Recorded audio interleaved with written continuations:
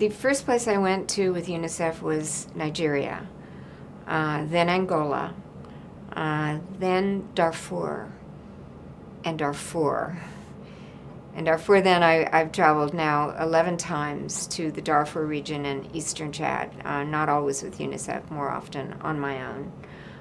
Twice to Central African Republic, once to Haiti with UNICEF.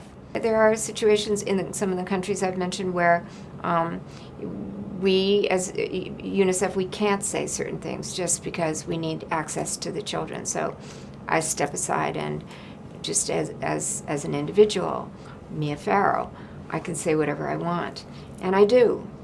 And it's really since my first trip to Darfur in 2004, and then again in 2006, that I witnessed things that I could just no longer be silent about, and it changed my life. I don't want to do movies anymore. I don't want to act anymore. The things I used to be, they gave me the opportunity to work with UNICEF, and now I just want to do this full time.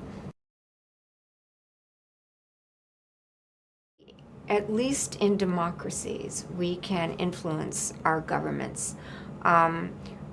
There was a late Senator, Paul Simon, an American senator, now dead, who said that if just 100 people had written in or contacted their leadership during the Rwandan genocide, that our government would have intervened. Whatever you feel about that, it does place squarely on our shoulders, gives us a real sense of our responsibility as individuals.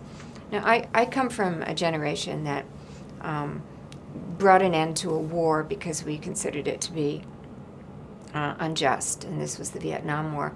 And it was individuals, one by one, taking to the streets, writing to the government, protesting on campuses, peaceful protests for the most part. We expressed our view to our government, and I believe that, if, like the late Senator Paul Simon said, just 100 people from every district, and by that means every congressional district or every senatorial, every state, out of all the millions, if just 100 write in, we represent millions. So it gives us, a sense of power, and I think responsibility to be the one that's heard. Many countries, they don't care what you say.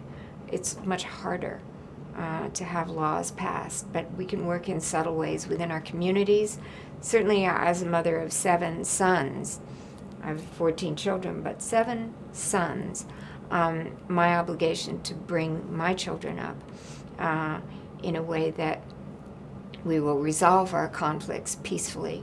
We can all do that as parents, as citizens, and within our communities to help young people resolve their conflicts peacefully and pursue an avenue other than violence when we try to resolve just locally within our communities whatever conflict might arise.